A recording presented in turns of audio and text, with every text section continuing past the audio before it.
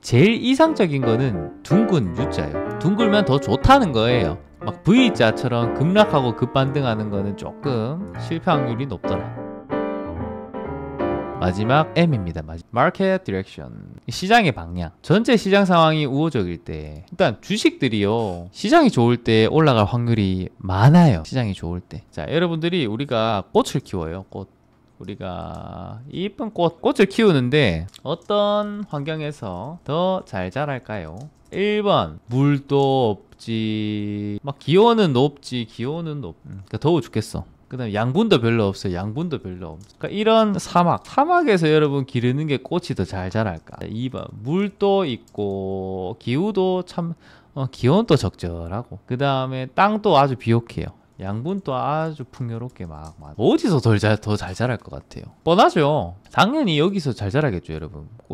꽃만 그러겠어요? 웬만한 식물들은 전부 다 그렇지 않겠습니까? 비옥한 데서 다 잘 자라죠. 강인한 꽃도 있죠. 사막에서 살아남는 꽃들도 있고요. 그런 식물들이 있잖아요. 확률적으로 봤을 때 환경이 좋은 곳에서 좋은 식물, 동물도 동일하죠. 좋은 동물들 건강하게 잘 자랍니다. 이런 환경이 바로 이 시장 상황인 거예요. 시장 상황. 전체 시장 상황이 좋을 때, 특히 지금 같은 강세장일 때 매우 좋죠. 그래서 시장이 나쁠 때는 보통 기다리죠. 투자에서 왜 인내하라고 하냐? 투자의 필수 덕목, 인내심, 기다림이라고 말하죠. 그러니까 안 좋을 때는 그냥 배당받고 가만히 기다리면 되는 거예요. 가만히 기다리고 올라주면 땡큐고. 근데 왜 인내하고 기다리라고 하냐? 시장이 좋을 때가 가끔씩 와서 그래요. 시장은 항상 좋지 않습니다. 또 맞아요. 시장이 안 좋아도 가는 경우도 많아요. 시장은 그냥 조용한데 종목들이 수수수 가는 거예요. 왜냐하면 그 꽃 자체가 굉장히 이쁜 꽃이거든. 어쨌든 이제 확률을 높이는 방법이 시장 방향을 보는 거죠. 바깥에 창문 턱 열어보니까 막 비바람 불어요. 태풍이 불어. 바깥에 막 난리가 났네. 바람이 정말 강하게 불고 비가 막 장대같이 쏟아집니다. 그런데 우리가 밖에 나가서 놀기는 좀 그렇잖아요. 이런 날씨에 여러분 밖에 나가면 위험하죠. 이럴 때는 당연히 쉬면 돼요. 쉬면 된다. 그래서 이 당시에 올해 상반기에는 주식을 많이 들고 있었어요. 굉장히 많이 들고 있었어. 주식 비중이 한 7, 80% 됐죠. 많으면 90%까지 가는 거지요.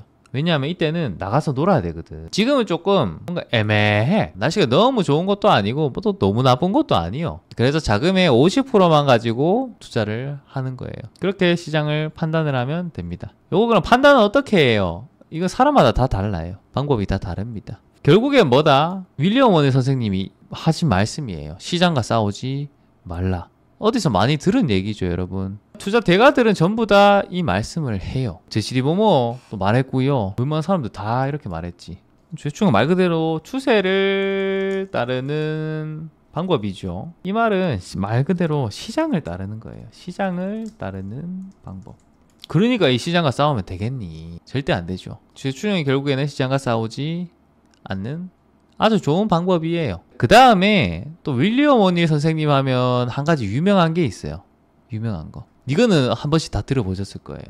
컵의 손잡이. 보통 컵의 손잡이가 좋은 매수 시점을 말을 해줘서 좀 유명하죠. 이게 아무래도. 요거에 대해서 한번 살펴볼게요. 일단 차트 모양은 이렇게 이루어집니다. 한번 상승을 쭉 했다가요. 둥그렇게 약간 U자로 이렇게 만들어졌다가 여기가 손잡이야. 여기 4번 자리죠. 4번에서 이렇게 조금 이렇게 컵의 손잡이죠. 여기 딱 손으로 짚으면 컵을 들 수 있는 것처럼 딱 느껴지죠. 그러다가 어느 순간에 돌파하고 나간다.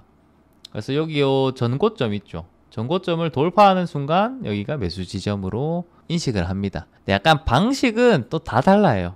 정확히 여기서 하는 사람도 있고요. 아니면 추세선 그어놓고 그 돌파할 때 하는 사람도 있는데 대충 정석은 여기 돌파하는 지점. 이 모양만 보고 그냥 하시잖아요. 실패를 해요. 보통 실패를 해. 왜냐? 이게 전부 다 캔슬림이랑 맞물려서 가는 거예요. 그러니까 캔슬림을 통과한 주식을 이 모양이 나왔을 때 사야 되거든요. 그리고 요 모양에도 이 디테일한 것들이 조금 있습니다. 그런 것들 한번 살펴보도록 할게요. 일단 컵의 손잡이입니다. 컵의 모양이 어때야 되냐?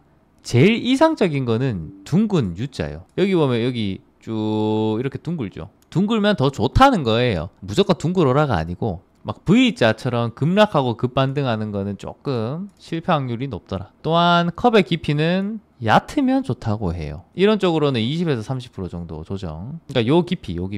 이게 너무 깊어버리면 잘 안 된다 이거지. 뭐 저거는 이제 윌리엄 오니 선생님이 연구하신 거니까요. 참고해도 되겠죠? 그러니까 조정을 너무 많이 해도 안 좋다. 이 폭이. 컵의 모양은 그렇습니다. 그 다음에 요 손잡이의 깊이와 기간이요. 손잡이의 깊이와 기간, 요 4번이 있죠. 4번. 요 기간. 이 기간을 말하고요. 손잡이는 얇고 짧으면 좋다. 14주로 하는데 아마 요거보다 훨씬 더 짧아도 됩니다. 한 4주에서 6주 정도? 그 정도도 괜찮아요. 그 다음에 조정폭도 15% 이내로 형성되는 게 좋다. 만약에 손잡이가 길고 깊다 만약에, 그러니까 요 기간이 길고요 굉장히 깊어요 아래로, 그럴 경우에는 실패 확률이 높아진다고 합니다. 확률입니다. 확률. 이렇게 하고도 올라가는 경우 많아요. 자, 그 다음 거래량을 살펴보셔야 돼요. 컵의 바닥에서는 거래량이 줄어듭니다. 그러니까 여기 컵의 바닥 요 부분 있죠. 여기서는 거래량이 좀 줄어요. 줄었다가 언제 늘어나냐, 돌파할 때 거래량이 증가한다. 여기 이제 요 부분이겠죠. 돌파할 때 쭉 돌파할 때 거래량이 붙는다. 그러면 땡큐. 그때 한번 진입을 같이 해보는 거죠. 했는데 잘 되면 땡큐고 뭐 안 되면 어쩔 수 없고, 무조건 성공하는 거는 없습니다. 진입 포인트는 명확하죠 여러분. 신고가 돌파에 진입을 해버립니다. 여기 있죠. 여기 가격대를 딱 돌파하는 순간에 진입을 합니다. 지금은 뭐 자동 감지 주문도 있고 해서 여러분들이 굳이 맨날 컴퓨터 안 들여다봐도 가능해요. 여기 요런 이제 디테일까지 챙기시면 더 좋다. 문제가 뭐냐면 캔슬림 저거 전부 다 안 하고 그냥 맨날 이 차트 보면서 컵의 손잡이 어디 있냐 그것만 보는 거야. 당연히 이 캔슬림 배운 거 랑 같이 맞물려서 하셔야 됩니다. 그러려면 기업 분석도 당연히 해야 되겠죠. 기업 분석하고 재무제표도 당연히 봐야 되고, 그러니까 이 투자가 쉽지가 않은 거지요. 그래서 이제 처음 하게 되면 할 수 있는 실수들 몇 가지 정리했습니다. 자, 일단 실수 첫 번째, 이게 행운일 수가 있어요. 행운. 그러니까 내가 이 캔슬림 잘 하고, 아니면 뭐 캔슬림 모르겠다, 나는 귀찮다, 차트만 볼래, 컵의 손잡이만 할래, 그럴 수도 있죠. 했는데 이게 성공해버린 거야. 행운인데. 근데 행운은 말 그대로 그냥 행운이에요. 정말 운 좋게 이게 3번 연속, 뭐 5번 연속으로 될 수가 있어. 그 순간 이제 뭐지? 자꾸 성공을 안 해? 야, 이거 내 실력이구나. 나는 기가 막힌 이 손잡이를 찾는 손잡이 사냥꾼이야. 뭘 해도 되는 거예요. 실력으로 착각하게 됩니다. 그러고 나면 이제 다음 6번째 배팅에 이거 또 올라가네? 손잡이에서 또 올라가네? 이제 나의 실력이 뛰어나다고 믿고 있죠. 그래서 바로 배팅 금액이 굉장히 커집니다. 과도한 배팅을 하게 되는 거예요. 당연히 그렇게 하면서 결국에 뭐가 된다? 안타까운 이제 파산의 길로 가는 거예요.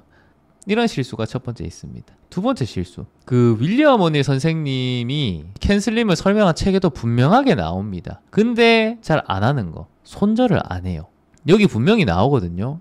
윌리엄 오닐 선생님이 캔슬림을 해가지고 종목을 잘 골라라. 고르고 나서 이 컵의 손잡이를 이용해가지고 매수를 해라. 근데 아닌 경우가 당연히 있다. 그럴 때는 뭐 해라? 손절해라라고 해요.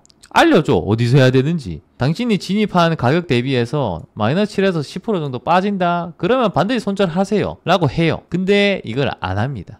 이것까지 여러분, 손절까지 전부 다 해서 윌리엄 오닐 선생님의 방식이 탄생을 한 거예요. 손절을 하라고 합니다.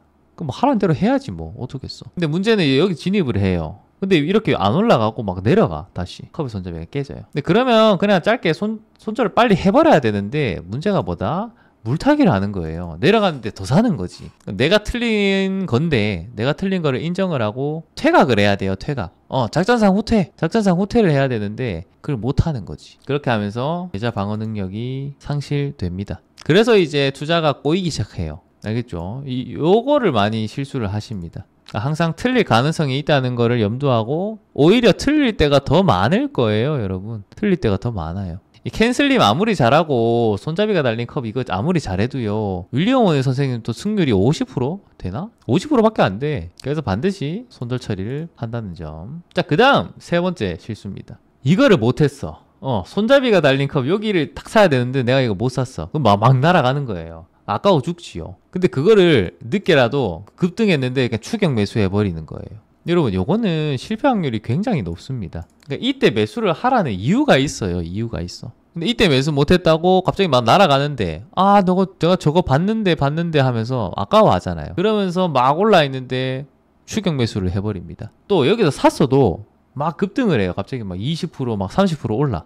기분 좋지. 근데 거기다 대고 또 피라미딩 한다고 더 사버려요. 그것 또한 여러분 실수입니다. 급등의 추격 매수는 금물이다. 이거 실패할 확률이 굉장히 높습니다. 그런 거 조심해야 돼요. 처음이니까 일단 꾸준히 연습해보는 거예요. 근데 매년 오거든요. 훈련해보고 잘 되네. 그러면 그때 돼서 이제 비중 올려서 하면 되잖아. 투자 하루 이틀 할 것도 아니고요. 10년, 20년, 30년 할 건데 1년, 2년 정도 연습으로 못하나? 연습을 꼭 하시고요. 원칙을 일단 지키는 태도를 꼭 가져야 됩니다. 하면서 내가 원칙을 잘 지키나? 그런 사람인지 되돌아봐야 되고 원칙이 안 지켜질 때가 있을 거예요. 그런 거는 내가 체크를 해야 돼요. 내가 이럴 때는 원칙을 잘 못 지키는구나. 시장이 뭐 예를 들어 조정을 너무 많이 한다. 하락장일 때도 해야 되거든요. 하락장일 때도 계속 해야 돼요, 여러분. 기업 분석하고요. 차트도 보고요. 계속 해야 돼. 그냥 꾸준히 하는 거예요. 내가 그런 걸 잘할 수 있는지, 잘 안 되면 뭐가 문제인지, 그거를 꼭 체크하시면 됩니다. 완벽한 투자 방법은 이 세상에 없습니다. 윌리엄 원일 선생님의 캔슬링 기법이랑 이 컵에 달린 손잡이랑 조합을 하면 강력한 방법은 맞습니다. 근데 투자라는 게 생명체이기 때문에요. 또 저 방식을 너무 많은 사람들이 하잖아요. 안 먹힐 때가 또 옵니다. 또 저거를 또 사람들이 많이 안 하잖아요. 그러면 또 잘 먹혀요. 반드시 손절이 필수라고 했죠. 왜냐하면 안 올라가는 경우도 많습니다. 실패하는 경우도 많아요. 그래서 여러분 반드시 이 방식이 완벽하지는 않다는 점, 그거를 꼭 생각하시고요. 투자에 참고가 되셨으면 좋겠습니다.